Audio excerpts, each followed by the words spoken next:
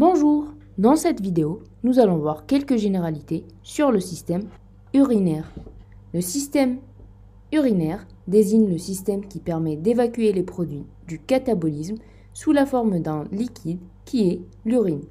Ce système est composé de l'urètre, qui est un conduit qui achemine l'urine de la vessie jusqu'à l'extérieur de l'organisme, de la vessie qui est un réservoir temporaire de l'urine, des deux uretères qui sont deux conduits transportant l'urine des reins jusqu'à la vessie, et enfin des reins qui sont les composants les plus importants de ce système. Ces reins accomplissent plusieurs fonctions pour maintenir l'équilibre du milieu interne de l'organisme. D'abord, ils excrètent les déchets métaboliques et les substances étrangères, tels que les médicaments et les toxines, mais aussi l'urée, la créatinine, l'acide urique et les métabolites des hormones, et enfin les produits finaux du catabolisme de l'hémoglobine, tels que la bilirubine. Ils régulent le volume total d'eau dans l'organisme et la concentration totale de soluté dans l'eau, c'est-à-dire l'osmolalité.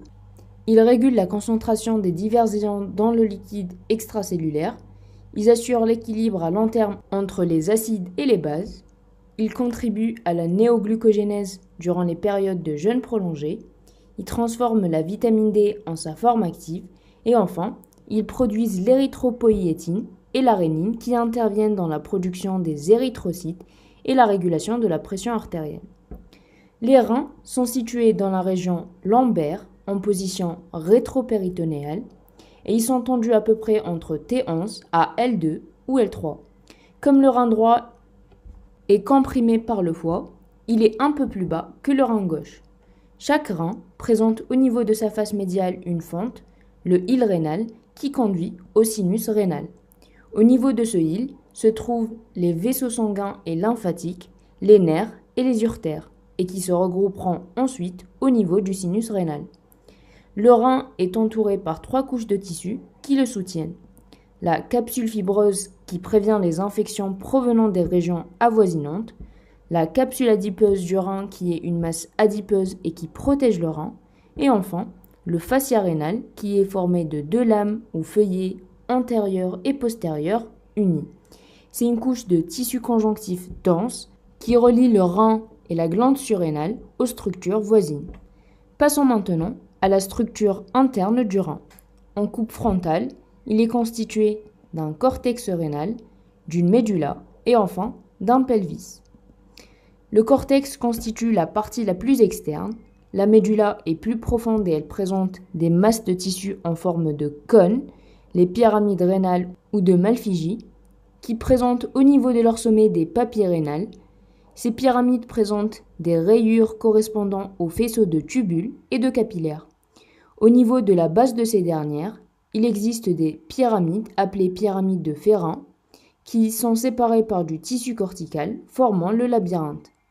Et chaque pyramide et le parenchyme autour constituent un lobule rénal. Les pyramides de Malpighi sont séparées par les colonnes rénales de Bertin, qui sont des prolongements du parenchyme cortical. Chaque pyramide de Malpighi et le tissu cortical qui l'entoure constituent un lobe rénal.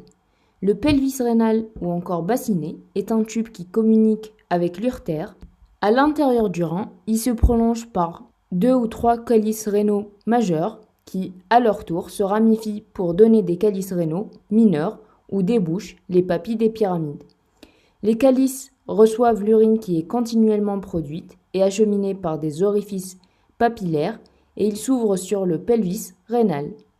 Les uretères vont ensuite transporter cette urine jusqu'à la vessie et tous ces conduits, c'est-à-dire les calices, le pelvis et enfin l'uretère, présentent une paroi qui contient du muscle lisse qui se contracte rythmiquement permettant de propulser l'urine. Passons maintenant en revue la vascularisation et l'innervation du rein. Le rein reçoit environ un quart ou 25% du débit cardiaque total, c'est-à-dire environ 1200 ml par minute. Ce sang chemine d'abord dans les artères rénales qui proviennent de l'aorte abdominale, puis ces artères passent à travers le île où elles donnent des branches segmentaires supérieures, inférieures, supéro-antérieures et inféro-antérieures et enfin postérieures. Au niveau du sinus rénal, chaque artère segmentaire se divise en artères interlobaires. à la jonction du cortex et de la médula, ces dernières branches donnent les artères arquées, qui, à leur tour, donnent les artères interlobulaires. Ces artères interlobulaires donnent naissance aux artérioles afférentes, qui donnent naissance à un réseau capillaire important, les glomérules du rein. Les artérioles efférentes suivent les glomérules et donneront naissance aux capillaires péritubulaires et aux vasa recta ou vaisseaux droits spécifiques des tubules rénaux. Les veines suivent le même trajet que les artères, mais en sens inverse. À partir du cortex, on a les vénules de Verheyen, puis les veines interlobulaires, les veines arquées, les veines interlobaires et enfin les veines rénales. Remarquez qu'il n'y a pas de veines segmentaires, mais certaines sources pourraient quand même les considérer. L'innervation du rein est assurée par le plexus rénal, qui naît du plexus cœliaque, et ces neurofibres proviennent essentiellement des nerfs splanchniques inférieurs et de la première paire de nerfs splanchniques, lombaires. Voyons maintenant le néphron. Le néphron constitue l'unité structurelle et fonctionnelle des reins. Il en existe environ 1 million dans chaque rein. Il existe deux types de néphrons selon leur localisation. S'ils sont près de la capsule, ils constitueront les néphrons corticaux et ils représentent 80% des néphrons rénaux. Ces derniers présentent de courtes anses de Henle et ils présentent des capillaires péritubulaires. S'ils sont près de la médula, ils constitueront les néphrons juxtamédulaires et ces derniers sont plus profonds et ils présentent des anses de Henle plus longs qui jouent un rôle important dans la production d'urine concentrée. Ces dernières présentent essentiellement des vasa recta ou vaisseaux droits qui s'enfoncent profondément dans la médula rénale. Qu'il soit cortical ou juxtamédulaire, le néphron est constitué d'un corpuscule rénal retrouvé dans le cortex et d'un tubule rénal ou tube urinifère qui naît dans le cortex et traverse la médula. Le corpuscule rénal est constitué de bouquets de capillaires artériels, qui est le glomérule, et la capsule glomérulaire ou capsule de Bowman, qui est en continuité avec le tubule rénal. Le glomérule possède un endothélium fenestré et une membrane basale tristratifiée permettant de laisser passer de grandes quantités de liquide riche en soluté, mais pratiquement libre de protéines plasmatiques et de cellules, et ceci vers la chambre glomérulaire constituant le filtrat glomérulaire ou l'urine primitive. Le glomérule est entouré d'une couche de cellules épithéliales, les podocytes, qui forment le feuillet interne de la capsule de Bowman. Ces cellules émettent des prolongements, les pédicelles, qui forment avec la lame basale des capillaires de fonte de filtration diaphragmés. Cette couche constitue avec l'endothélium des capillaires ainsi que la membrane basale, la membrane de filtration rénale. Entre ces capillaires existent des cellules mésangiales qui jouent le rôle de support et qui peuvent aussi se contracter pour modifier la filtration. Le tubule rénal est représenté par le tube contourné proximal, l'anse de Henle composée d'un segment grêle et d'un segment large, et enfin le tube contourné distal. Chaque néphron se jette grâce à un canal d'union dans un tube collecteur ou canal collecteur, et ce dernier présente des cellules intercalaires alpha et bêta très importantes dans le maintien de l'équilibre acido-basique. Parlons maintenant de l'appareil juxtaglomérulaire. Chaque néphron comprend une partie, l'appareil juxtaglomérulaire, qui est formé d'une partie du tube contourné distal proche du glomérule rénal et formant la macula densa. Les cellules de la macula densa jouent le rôle de chimiorécepteurs et sont sensibles aux variations du contenu en NaCl du tube contourné distal. Les autres cellules de cet appareil sont les cellules granuleuses ou juxtaglomérulaires de l'artériole glomérulaire. Ces dernières sécrètent la rénine. Et enfin, les dernières cellules sont les cellules mésangiales extraglomérulaires ou cellules du lacis, retrouvées entre ces différents éléments. Parlons maintenant des processus clés de la formation de l'urine.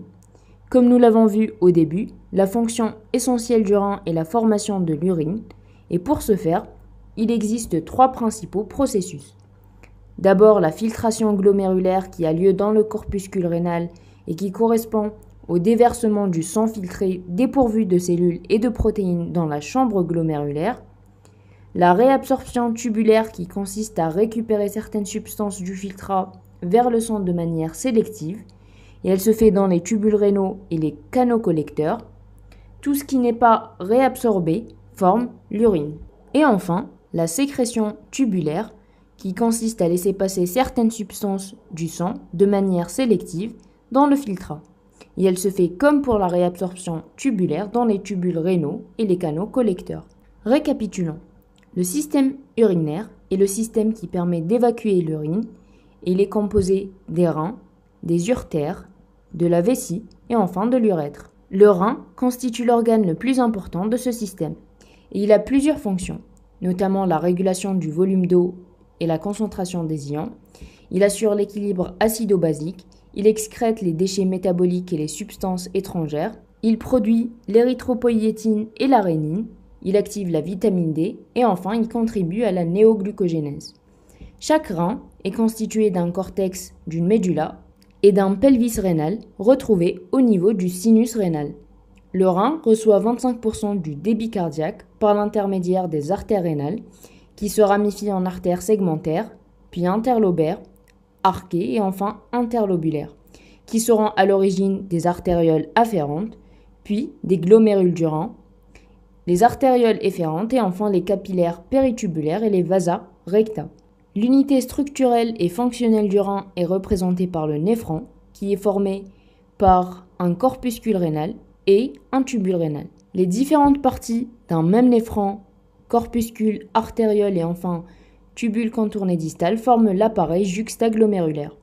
Enfin, les processus clés de la formation de l'urine sont la filtration glomérulaire, la réabsorption et enfin la sécrétion tubulaire. Voilà, c'est tout pour aujourd'hui. J'espère que la vidéo vous a plu. Si vous avez des questions, n'hésitez pas à les mettre dans les commentaires et à la semaine prochaine.